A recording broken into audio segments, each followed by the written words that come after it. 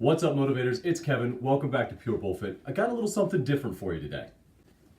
Did you know that we have free 10 and 12-week fitness programs for you on our Facebook page, Pure Bullfit? That's right, we have 3 programs absolutely free to you on our Facebook page, Pure Bullfit. Why do I feel like I need to point this out?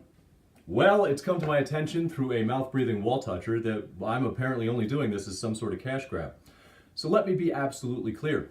There are no paid-for services on Pure Bullfit. We may at some point in the future offer some service at some cost, but there will always be free programs and always be a community for free to support you and your goals. You see, that's the entire point here. We're building a community of people and resources to help everyone achieve a longer, better quality of life.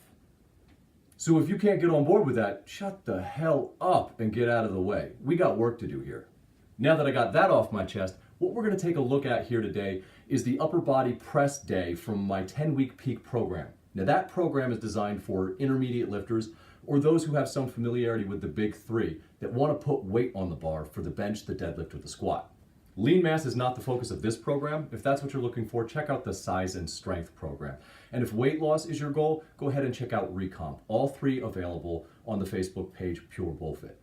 All you have to do is join and press download. 1, all 3, it does not matter to me. These are free resources there for you so that you can remove the obstacles between you and that better quality of life that you're looking for.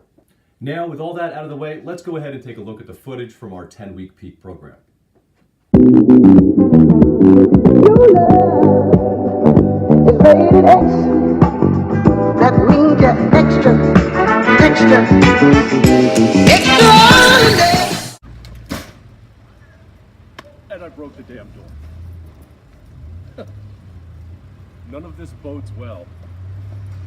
We're in the middle of another snowstorm, and we are going to the gym anyway, because that's what you do.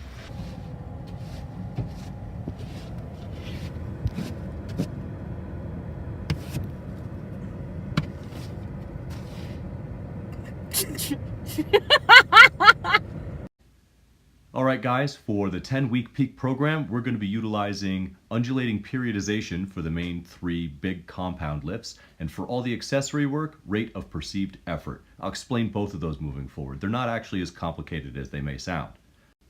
Undulating periodization is only going to be for the bench, the squat, and the deadlift when they are the primary lift on their given day. And all it means is that we're going to have a heavy, a moderate, and a light volume day that's going to have an inverse relationship to the amount of weight on the bar.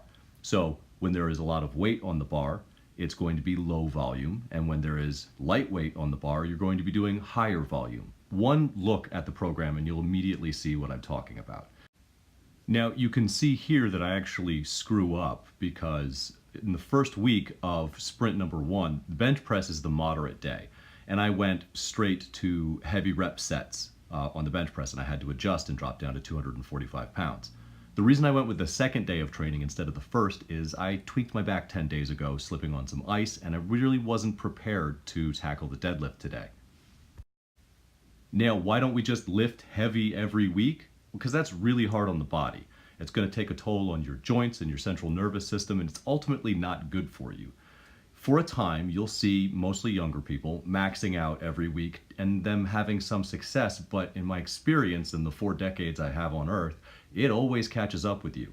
Undulating periodization is a way of programming in some breaks and some higher volume, which you do benefit from in skill acquisition from repetitive movement, and also building hypertrophy, which as a side effect also does have strength gain. On our moderate and light days, we're really looking to choose a weight that we can complete for all the sets. And that's the second place that I fail here. You see coming up on the 4th set of 10 that I have to drop down to 225. And that's due to fatigue. So my initial weight selection wasn't correct. That might have been because I accidentally did a heavy set of 7 at 300. I might have been able to get through all 4 sets if I had done 245. But since I was struggling, I had to drop the weight. You have to respect the weight. It's not about gutting through ugly reps. That's not really going to gain you anything at the end of the day. You don't get any skill acquisition from that. Now, the important thing I want to point out about all of the rest of the accessory work, every exercise that you do after your main lift for the day, is the rep tempo should be 1 second concentric, 2 second eccentric. So the negative portion, as most people refer to it, should be 2 seconds, nice, slow, and controlled, and you should come back up under control as quickly as possible, as close to a second for the concentric portion as possible. We want to increase and maximize the time under tension, but not fatigue ourselves with ridiculously light weight. This 1-to-2 ratio allows us to maximize time under tension, but also use heavy enough weight to stimulate as many motor neurons as possible for hypertrophy.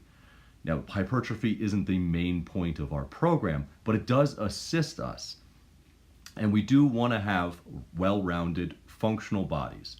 The bench press in and of itself on our press day is not going to stimulate equally all of the muscle fibers through the full range of motion that our chest is capable of. We need to use, as you see here, several movements. Now we're chaining 4 or 5 chest-specific exercises or press-specific exercises together. Fatigue is going to be really high. And you can see how it's affecting me here. I'm struggling with this set of 15 reps on the dips when I've done 6 to 8 reps with 135 pounds strapped to my waist.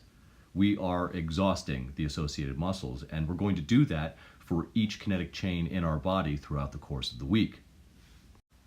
10-week peak uses 3 days of movement-specific training, and it also has 1 power day that is designed to really get the rest of the volume that we need in and make sure that our bodies continue to be able to work together as a whole unit, as opposed to being hyper-specific on the bench, the dead, and the squat.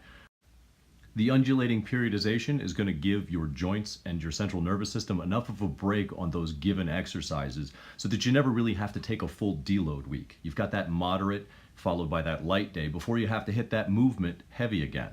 And it also has enough heavy lifting for those of us who are tempted to just max out every single week, that you're always going to have something to look forward to that you can lift heavy. As the sprints progress, we'll see our reps on heavy days for each movement reduced from 7 reps per set to 3 reps. And in that 10th week, that's where we're looking to test out. And that's basically how the program is going to work. As you can see here, just from this one day, I am exhausted by the end of this. These AMRAP sets completely wipe me out. I think I got 12 push-ups in this last set. It was pretty bad.